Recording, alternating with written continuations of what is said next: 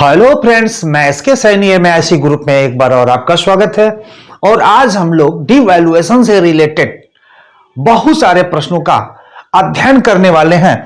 और डिवैल्यूएशन यह एक ऐसा, हम कह सकते हैं, यह एक ऐसा टॉपिक है जो टीजीटी इकोनॉमिक्स हो या पीजीटी इकोनॉमिक्स हो या कॉमर्स हो या छोटे मोटे बहुत सारे एग्जाम हो, यह जो टॉपिक है जरूर एक प्रश्न दो प्रश्न पूछता है।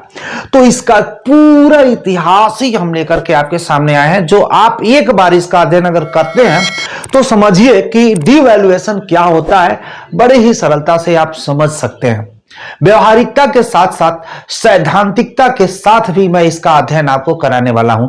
और आपके लिए एक बड़ी खुशखबरी, जो टीजीटी और पीजीटी की तैयारी हमारे छोटे बड़े भाई बंधु कर रहे हैं, उनके लिए आज माननीय मुख्यमंत्री योगी आदित्यनाथ जी के टेबल पे यह जो सदस्यों की सूची है वो पहुंच रही है। हो सकता है आज संस्तुति मिल जाए और बहुत जल्दी जो फॉर्म हमारे बच्चों ने, हमारे बंधुओं ने, हमारे छोटे बड़े भाइयों ने डाल रखा है, वो उनके लिए एक अवसर जरूर प्राप्त होगा। तो आप अभी से टीजीटी एंड पीजीटी की तैयारी शुरू कर दीजिए, क्योंकि खुशखबरी आने वाली है। आइए हम डिवैल्यूएशन को समझते हैं कि डिवैल्यूएशन होता क्या है। तो एक मैं व्यवहारिक के साथ सैद्धांतिकता को भी हम समझाने का प्रयास करते हैं कि आप समझिए व्यवहारिकता के साथ सैद्धांतिक। यहां पे मैं एक व्यवहारिक चीज में बताता हूं डिवैल्यूएशन क्या होता है। जैसे जानबूझ करके अपनी मुद्रा के बाह्य मूल्य को कमजोर करना। देखिए, इसका मुख्य उद्देश्य है, जो मुख्य उद्देश्य मेरे समझ से या विद्वानों की समझ से, कि अंतर्राष्ट्रीय व्यापार में निर्यात को बढ़ाने के लिए, मतलब हम अपने देश में जिन वस्तुओं का उत्पादन कर रहे हैं उस वस्तु को अंतर्राष्ट्रीय स्तर पे कैसे बेचा जाए, अमेरिका हमें कैसे हमारी वस्तु को खरीदती है, रूस हमारे कैसे वस्तु को खरीदती है। तो स्वाभाविक है कि जब अंतर्राष्ट्रीय स्तर पे अन्य देशों की अपेक्षा हमारे यहां वस्तुएं सस्ती मिलेगी, तभी वह व्यक्ति हमारे देश से वो वस्तु खरीदेगा। अस्वाभाविक है, जानते हैं, अंतर्राष्ट्रीय स्तर पे जब किसी वस्तु को हम परचेज करते हैं तो हमें उसका भुगतान अंतर्राष्ट्रीय मुद्राओं में करना होता है। तो जब अंतर्राष्ट्रीय मुद्रा मेरे देश में आएगा तो हम अपनी जरूरत की चीजें दूसरे देश से खरीद सकते हैं, क्योंकि वस्तु विनिमय प्रणाली का समय खत्म हो गया है। तो आइए हम समझने का प्रयास करते हैं एग्जाम्पल के जरिए। जैसे एक बात मैं बताऊं, घर में आदमी कमजोर नहीं, घरवा में बहुत मजबूत होता है, लेकिन बाहरवा बहुत कमजोर होता है। लोग गौवा में कहते हैं, घरवन के तू शेर बड़ा, अगर तुम बाहर शेर हो क्या हो तो बताओ। नहीं, यहां पे क्या होता है कि बाहर हम अपनी मुद्रा को जानबूझ करके कमजोर करते हैं, लेकिन अंदर आंतरिक मूल्य में कोई परिवर्तन नहीं होता है। हम कह सकते हैं कि मुद्रा डिवैल्यूएशन में आंतरिक मूल्य में कोई प्रभाव नहीं पड़ता, बाह्य मूल्य में प्रभाव पड़ता है, लेकिन थोड़ा बहुत प्रभाव पड़ने लगता है। आइए समझते हैं मुद्रा, यानी हम कह सकते हैं डिवैल्यूएशन होता क्या है, इसे हम समझते हैं। मुद्रा का अवमूल्यन, डिवैल्यूएशन ऑफ मनी। यहां पे देख सकते हैं मैं कुछ लेख को भी मैं लिखा हूं, जिससे कि मतलब आप स्क्रीनशॉट से अगर नोट्स भी बनाना चाहते हैं बड़ी सरलता से बना सकते हैं। तो देखिए, मुद्रा के अवमूल्यन को हम सरलता से समझते हैं। यदि किसी देश की मुद्रा का विदेशी मुद्राओं में मूल्य कम कर दिया जाए तो इसे अवमूल्यन कहते हैं। यानी कह सकते हैं कि यदि किसी देश की मुद्रा का हम कह सकते हैं, हमारा देश हो सकता है, ऐसा थोड़ी ना डिवैल्यूएशन केवल भारत में होता है। डिवैल्यूएशन बहुत सारे बड़े बड़े हम कह सकते हैं देशों में होता है, विकसित देशों में होता था, लेकिन अब डिवैल्यूएशन का सिस्टम खत्म हो गया, अब थोड़ा सा दूसरा सिस्टम आ गया, लेकिन जब होता था तो सभी देशों में होता था। ये समझिए, यह एक ऐसी औषधि के समान है कि थोड़ी सी असावधानी से मरीज की जान जा सकती है। देखे नहीं, झोला छाप डॉक्टर गहुआ में अगर सुई लगा देते हैं दूसरे मरीज को, तो कभी कभी मरीज का जान निकल जाता है। तो थोड़ी सी असावधानी है, तो यह भी है अर्थव्यवस्था के लिए, अगर थोड़ी सी असावधानी हुई तो देश की अर्थव्यवस्था खराब हो सकती है। तो बड़ी सोच समझ करके विद्वानों के विचार विमर्श के साथ डिवैल्यूएशन किया जाता है।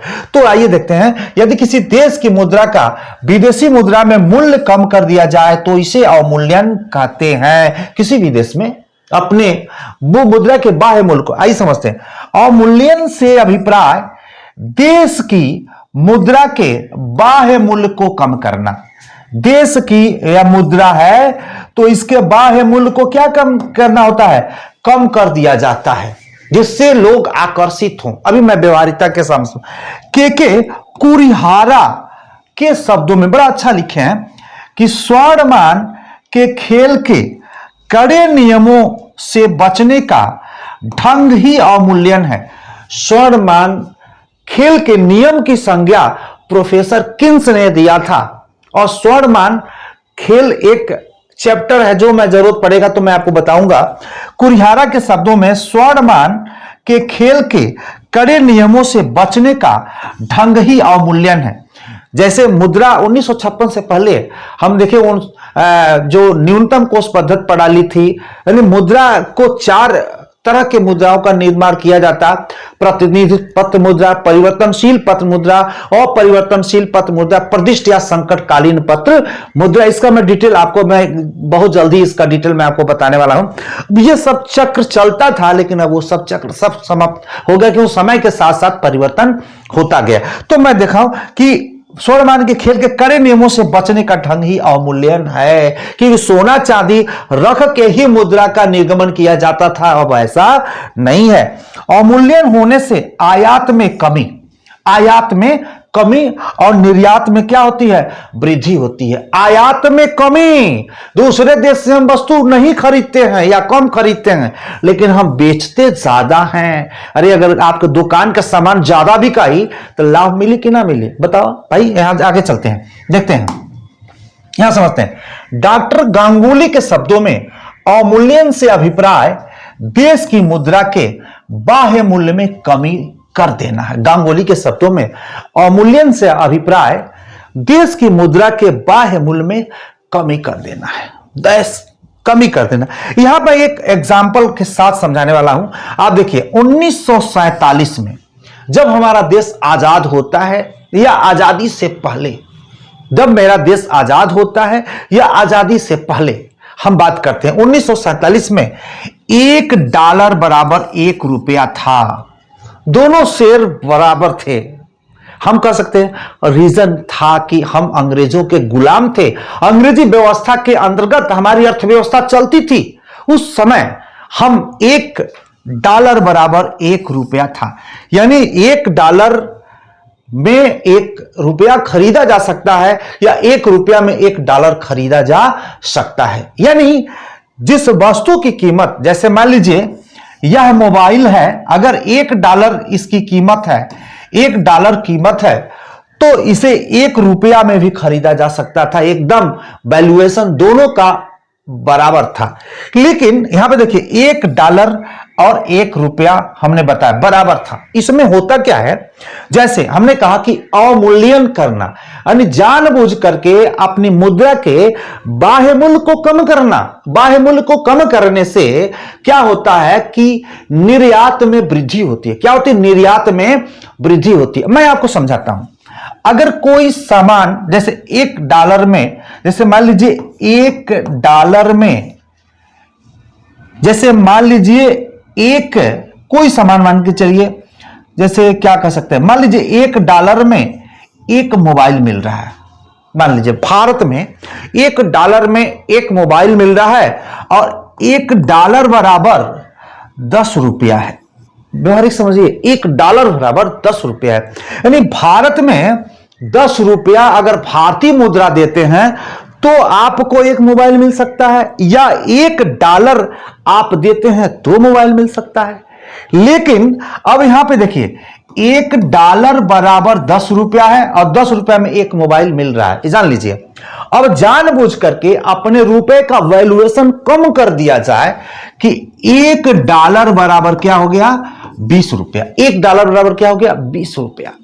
यानी $1 अब खरीदिए आप तो 20 रुपया देना पड़ता था और $1 खरीदने के लिए आप 10 रुपया देते, समझिएगा। अब यहां पे देखिए, ये मोबाइल जो है हम 10 रुपया, लेकिन आंतरिक मूल्य में कोई परिवर्तन नहीं होता है। आंतरिक मूल्य में कोई परिवर्तन नहीं होता है। अगर आपके पास 10 रुपया है ना, तो जाइए ना 10 रुपये मोबाइल खरीद लीजिए। लेकिन अमेरिका से 10 रुपया कहां से लेके आएगा भाई? अमेरिका के पास पैसा 10 रुपया, भारतीय मुद्रा तो है नहीं, उसके पास डॉलर है। तो आता है, क्या करता है, $1 यही दे देता है किसी व्यक्ति को और उसको मिल जाता क्या है, 20 रुपया मिल जाता। अब 20 रुपया में जाके क्या करता है, वो 2 मोबाइल खरीद लेता है। कितना खरीद लेगा, 2 मोबाइल खरीद लेगा। अब सोचिए, अमेरिका को $1 में एक मोबाइल मिलता था, लेकिन डीवैल्यूएशन के वजह से, ध्यान दीजिएगा, डीवैल्यूएशन के वजह से अब $1 में वो 2 मोबाइल खरीद रहा है। तो कहेगा अरे भाई, अमेरिका के सब आदमी कहेगा अरे भाई चला हो भारत, चला भारत $1 ले जीवो तो 2 मोबाइल मिल जाई, $1 ले जीवो तो 2 मोबाइल मिल जाई, काहे से पहले एक ही में। तो अब लोग क्या करेंगे, ये भारत से मोबाइल खरीदेंगे कहां, संयुक्त राज्य अमेरिका वाले जितने बड़े व्यापारी हैं वो भारत से मोबाइल खरीदना शुरू कर देंगे, क्योंकि यहां तो महंगा है, यहां क्या हो गया, सस्ता हो गया। अब सोचिए, दिमाग लगाइए जरा, जब भारत से मोबाइल खरीदाएगा, अमेरिका खरीदेगा, तो यह अमेरिका भारत को क्या देगा, डॉलर देगा। क्या देगा, डॉलर देगा। तो अमेरिका में डॉलर की संख्या क्या होगी, ये डॉलर की संख्या क्या होगी, यह समझिए बढ़ेगी। डॉलर की संख्या क्या होगी, बढ़ेगी। यानी अंतर्राष्ट्रीय मुद्रा, मैं नहीं कह रहा हूं केवल डॉलर, अंतर्राष्ट्रीय 5 मुद्रा है IMF की बास्केट टोकरी के हिसाब से, अभी 5 मुद्रा का भी मैं जिक्र करता हूं। अंतर्राष्ट्रीय मुद्रा यानी हमारे देश में बढ़ेगी। अब बढ़ने की वजह से हमारे देश की अर्थव्यवस्था क्या होगी, मजबूत होगी, मजबूत होगी। इंप्लॉयमेंट बढ़ेगा, इंप्लॉयमेंट बढ़ेगा, लोगों को रोजगार मिलेगा।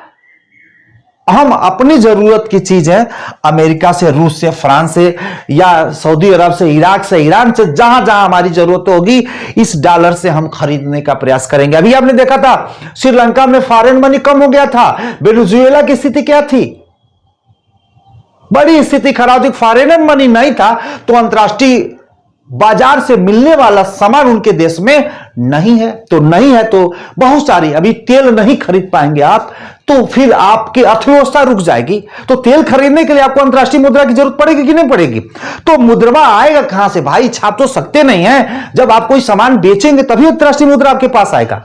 तो डिवैल्यूएशन का रीजन क्या है, मैं आपको बताऊं कि देश में, मतलब अपने देश में निर्यात को बढ़ावा देने के लिए, निर्यात को बढ़ावा देने के लिए हम क्या करते हैं, डिवैल्यूएशन करते हैं। अंतर्राष्ट्रीय मुद्रा को बढ़ाने के लिए हम डिवैल्यूएशन करते हैं। करंट डेफिसिट को मेंटेन करने के लिए हम डिवैल्यूएशन का बढ़ावा देते हैं।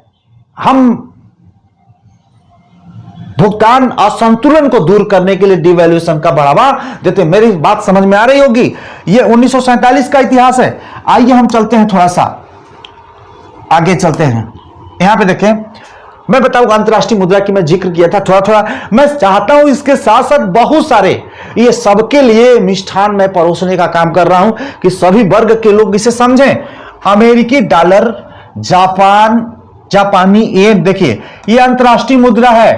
अंतर्राष्ट्रीय मुद्रा 5 है इस समय, जापानी येन, यूरो, पाउंड स्टर्लिंग, ये क्या है, चौथा है, और चीनी रेनबी, ये सब अंतर्राष्ट्रीय मुद्रा है। अगर इसमें से कोई आपके पास मुद्रा है तो आप क्या कर सकते हैं, बाजार दूसरे देश से कर सकते हैं। अब मैं बताऊं, IMF की टोकरी के हिसाब से यह अंतर्राष्ट्रीय मुद्रा का चयन किया जाता है। बास्केट टोकरी वो बनाया, उसका सिस्टम है, वो एक लंबी प्रक्रिया है, समय मिलेगा समझाऊंगा। 27 दिसंबर 1945 से अस्तित्व में आया। ये आईएमएफ की स्थापना 1944 में होती है, लेकिन अस्तित्व में आता 27 दिसंबर 1945 को। बात करते हैं इसकी स्थापना कहां हुई है, इसका मुख्यालय कहां है, तो वाशिंगटन डीसी। वाशिंगटन डीसी संयुक्त राज्य अमेरिका का क्या है, यह संयुक्त राज्य अमेरिका है, संयुक्त राज्य अमेरिका का एक कैपिटल है, यानी कैपिटल है, राजधानी है। वहीं पे आईएमएफ इंटरनेशनल मॉनेटरी फंड, अंतर्राष्ट्रीय मुद्रा कोष का क्या है, कार्यालय है, मुख्यालय है अमेरिका में। ये वुडन बुश सम्मेलन के दौरान इसकी स्थापना की गई थी और वर्तमान में यह काम कर रहा है। इसका भी बड़ा इतिहास, मैं आपको इतना थोड़ा सा ले। अब इसका मतलब मैंने बताया कि जब डिवैल्यूएशन किया जाता है, ये हमारा भारत, डिवैल्यूएशन जब किया जाता है तो अफ्रीका महाद्वीप के भी लोग हमारे साथ व्यापार करेंगे, साउथ अमेरिका के, उत्तरी अमेरिका के, चीन, सब सब सब भागो रे भागो, भारत में भागो, चलो वहां 10 रुपया में मोबाइल मिल रहा है, भागो रे भागो, सब ला के पैसा भारत में फेंको, वहां से मोबाइल खरीद के ले जाओ। अब भारत के पास मारे पैसा हो जाएगा अगर ऐसा होता है तब, क्योंकि हर व्यापारी चाहता है कि हम दूसरे की दुकान बंद करा दें, चाहता है ना कि हम दुकान खोल रहे हैं, इतना सस्ता बेचेंगे कि दूसरे का दुकान बंद हो जाएगा। तो भारत भी ऐसा सोच रहा है कि हम डिवैल्यूएशन करके सारे देश की दुकान बंद कर दें, हमारे यहां लोग आए। आइए नेक्स्ट चलते हैं आगे, आपको बड़ी ही गंभीरता से मैं आपको समझाने वाला। भारतीय रुपए के अवमूल्यन का अब खेल मैं शुरू करने जा रहा हूं। यह खेल शुरू होने जा रहा है भारतीय अवमूल्यन का। कब कब और कौन कौन किसके नेतृत्व में यह अवमूल्यन किया गया था, आइए समझते हैं। 19 सितंबर 1949 में पहला अवमूल्यन किया गया। 19 सितंबर 1949 में भारत में पहला अवमूल्यन किया गया। मैं आपको एक चीज और बता दूं, कहीं कहीं आपको 20 सितंबर भी मिलेगा, कहीं कहीं आपको 18 सितंबर भी मिलेगा। मैंने काफी जगह अध्ययन करने के बाद हमने 19 सितंबर ज्यादा जगह पाया, और जो विकास कृति सर की जो बुक है दृष्टि, उसका भी मैंने अध्ययन जब किया तो उसमें भी 19 सितंबर ही है। तो यहां पे ध्यान रखिए, थोड़ा सा अपने विवेक का इस्तेमाल ऑब्जेक्टिव के दौरान करिएगा। 19 सितंबर 1949 में अवमूल्यन। इसमें जो आरबीआई के गवर्नर कौन थे, रिजर्व बैंक ऑफ इंडिया के गवर्नर कौन थे, आरबीआई की स्थापना 1 अप्रैल 1935 को होती है। 1949 में उसका नेशनलाइजेशन होता है, और इसके जो गवर्नर थे प्रथम ओसबोर्न स्मिथ थे। हम कह सकते हैं कि अगर बात करें आरबीआई के गवर्नर, जो फर्स्ट गवर्नर थे ओसबोर्न स्मिथ, ये 1935 में आरबीआई की स्थापना 1935 में होती है कलकत्ता में, लेकिन वर्तमान में हेड ऑफिस का मुंबई में है, कलकत्ता से मुंबई कर दिया गया। Osborne Smith first reserve bank of India के गवर्नर थे। लेकिन अब बात करते हैं 1949 के इतिहास को हमें पढ़ना। 1949 सितंबर 1949 में सर सीडी देशमुख भारत के रिजर्व बैंक ऑफ इंडिया के गवर्नर थे। ये अंग्रेजी थे। अब ये सर सीडी देशमुख 11 अगस्त 1943 से 30 जून 1949 तक रिजर्व बैंक ऑफ इंडिया के गवर्नर थे, और इनके कार्यकाल में पहला डिवैल्यूएशन होता है। यहां पे देखते हैं वित्त मंत्री की हम बात करें तो सीडी देशमुख भारतीय रिजर्व बैंक के पहले गवर्नर हैं, लेकिन यह है 1951 और 52 में अंतरिम बजट भी पेश किया था। आपको समझ में नहीं आ रहा होगा, कहने का मतलब है स्वतंत्र भारत के प्रथम रिजर्व बैंक ऑफ इंडिया के गवर्नर कौन है, तो सर सीडी देशमुख हैं। तीसरे नंबर के गवर्नर हैं, ये तीसरे नंबर के सर सीडी देशमुख हैं। स्वतंत्र भारत के पहले रिजर्व बैंक ऑफ इंडिया के गवर्नर सर सीडी देशमुख हैं। अब मैंने यहां पे लिखा क्या है, यानी स्वतंत्र भारत, यानी सर सीडी देशमुख है 1951-52 में वित्त मंत्री के रूप में अंतरिम बजट भी पेश किया था। यह मैं समझाने का प्रयास करता हूं, यानी यहां गवर्नर होने के बावजूद भी यह वित्त मंत्री का भी काम संभाल चुके हैं, और यह 1951 और 52 में अंतरिम बजट भी प्रस्तुत किया था। यह मैं बताने का उद्देश्य था। तो डिवैल्यूएशन 1949 को समझने का प्रयास करते हैं। इसमें जान मथाई की बात आती है। जान मथाई 22 जनवरी 1948 से 1 जून 1950 तक भारत के वित्त मंत्री थे। बात कौन सी है? 1949 में वित्त मंत्री कौन थे? तो जान मथाई थे। 1950 में रिजर्व बैंक ऑफ इंडिया के गवर्नर कौन थे? तो कौन? सर सीडी देशमुख थे। ये मैं आपको बता रहा हूं। यानी जब डिवैल्यूएशन होता है 19 सितंबर 1949 में, तो वित्त मंत्री के रूप में कौन काम कर रहे थे? तो जान मथाई थे। जान मथाई थे वित्त मंत्री। जान मथाई थे वित्त मंत्री। 1948 से 1950 तक का इनका कार्यकाल था। लेकिन स्वतंत्र भारत के यह दूसरे वित्त मंत्री थे। स्वतंत्र भारत के यह दूसरे वित्त मंत्री थे। तो फर्स्ट कौन था? इसका भी मैंने जिक्र कर दिया कि जो आर.के. खडमुखम शेट्टी जो थे, ये फर्स्ट वित्त मंत्री थे, उसका भी मैंने जिक्र कर दिया। यहां एक चीज हो, जान मथाई स्वतंत्र भारत के प्रथम रेल मंत्री भी थे। बात आती है जान मथाई की। मैंने कहा कि केवल डिवैल्यूएशन नहीं, डिवैल्यूएशन के साथ अन्य लोगों के लिए भी मैं काम कर रहा हूं। ये देखिए, यह जीएस भी तैयार हो रहा है। जान मथाई स्वतंत्र भारत के प्रथम रेल मंत्री थे। प्रथम रेल मंत्री थे स्वतंत्र भारत के। स्वतंत्र भारत का मतलब 1947 में जब मेरा देश आजाद हो जाता है, तो आजादी का पहला रेल मंत्री कौन थे? तो जान मथाई थे। और इनका कार्यकाल 15 अगस्त 1947 से 22 सितंबर 1948 तक रेल मंत्री के रूप में, रेल मंत्री के रूप में, रेल मंत्री के रूप में सर जान मथाई, सर जान मथाई 15 अगस्त 1947 से 22 सितंबर 1948 तक। तो आपके प्रश्न आता होगा, इसके पहले कौन था? इसके पहले कौन था? उसका भी मैंने जिक्र कर दिया। भारत के पहले रेल मंत्री अशरफ अली थे। कौन थे? अशरफ अली थे।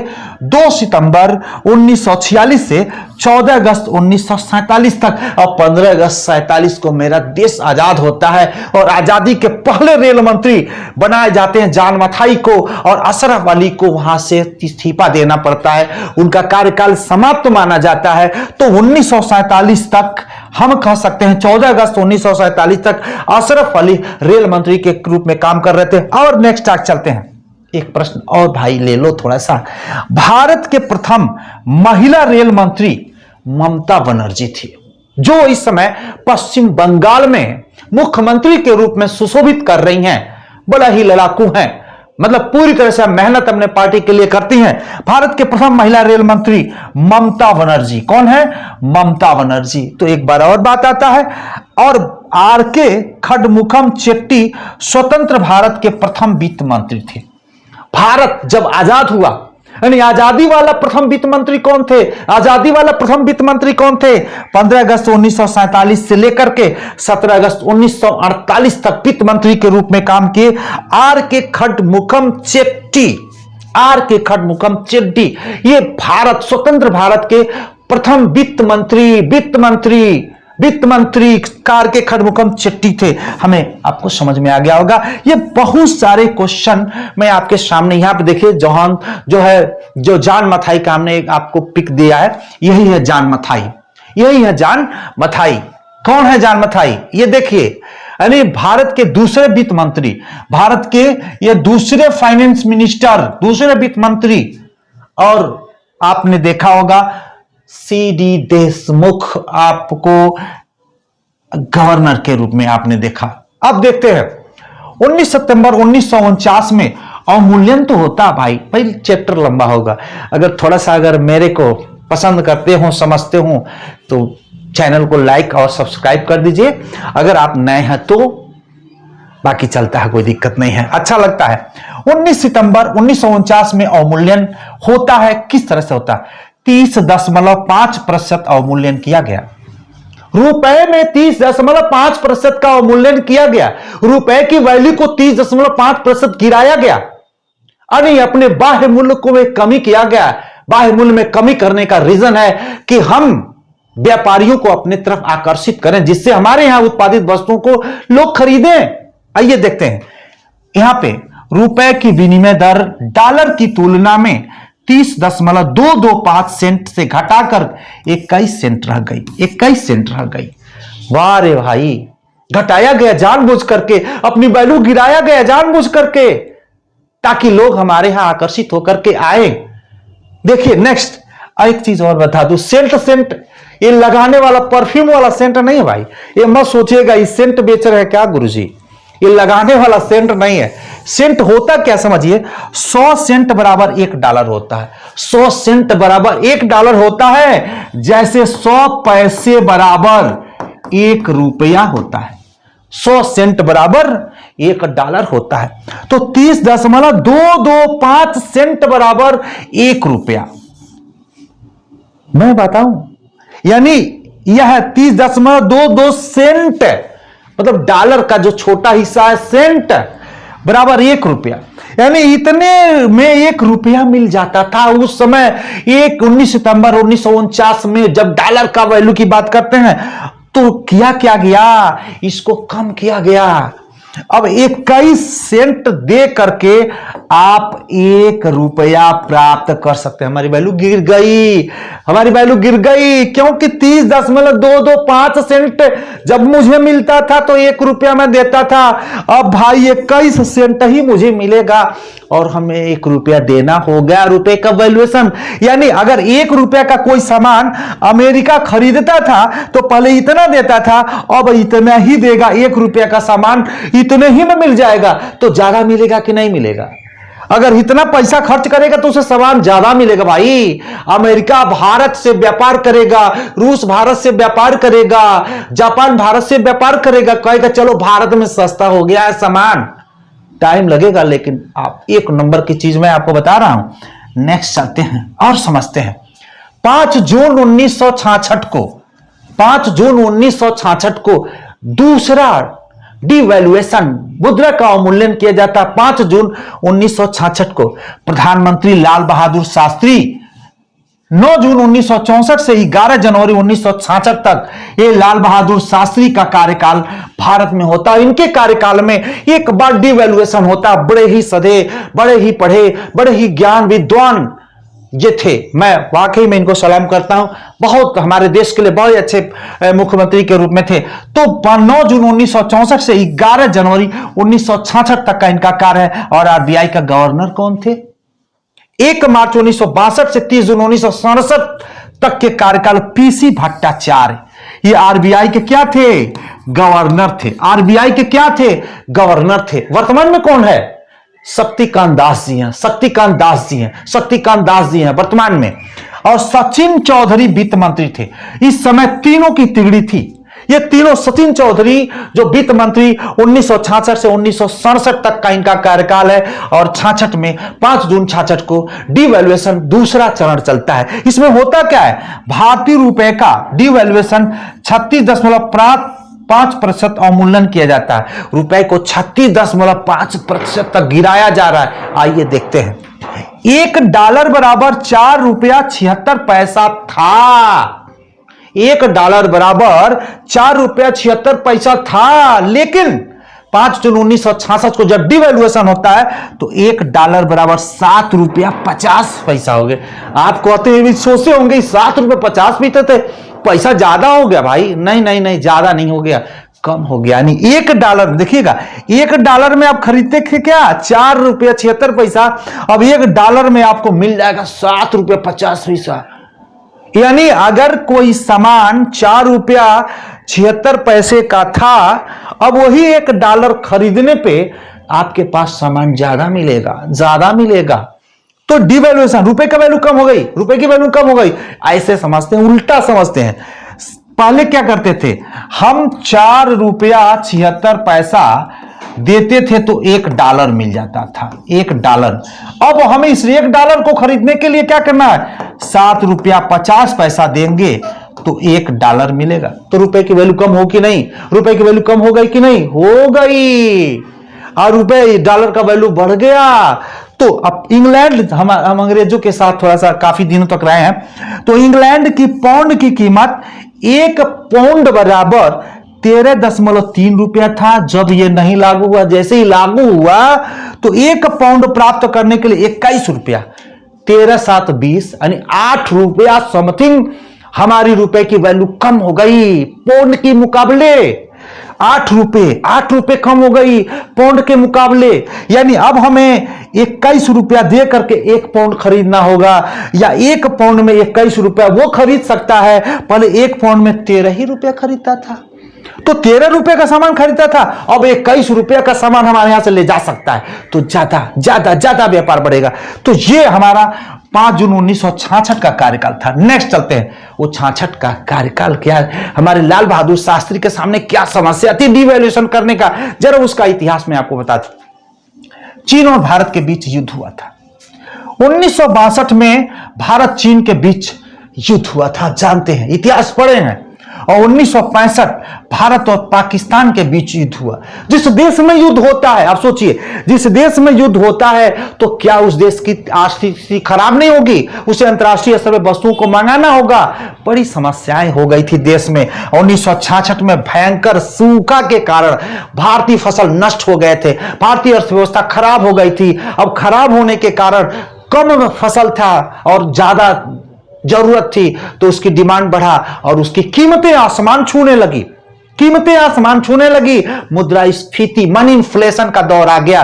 तो क्या करते शास्त्री जी ये करते कि चलो डिवैल्यूएशन कर दिया जाए, जिससे हमारे यहां उत्पादित वस्तु बाजार में बेच दिया जाए और अमेरिकी डॉलर, पाउंड्स, हमारे पास यूरो ये आए और इससे हम अपनी जरूरत की वस्तुओं को पूरा कर सके, व्यापार को बढ़ा सके, हमारी अर्थव्यवस्था मजबूत हो सके, इसलिए डिवैल्यूएशन करना पड़ा। 31 अक्टूबर 1984 को इंदिरा गांधी की हत्या भी होती है। इससे हमारा 66 वाला रिलेशन नहीं है। आगे चलते हैं, नेक्स्ट चलते हैं, यहां पे देखते हैं 1 जुलाई 1991 को तीसरा डिवैल्यूएशन होता भारत में। 1 जुलाई 1991 को तीसरा डिवैल्यूएशन होता है भारत में। होता क्या है, 31 अक्टूबर 1984 को इंदिरा गांधी की हत्या कर दी जाती है, उनके गनर के ही द्वारा हत्या हो जाती है। देश में स्थिति खराब हो जाती है। प्रधानमंत्री की हत्या हो जाए तो क्या देश की स्थिति सही रहेगी? शेयर मार्केट गिरने लगता है, अंतर्राष्ट्रीय बाजार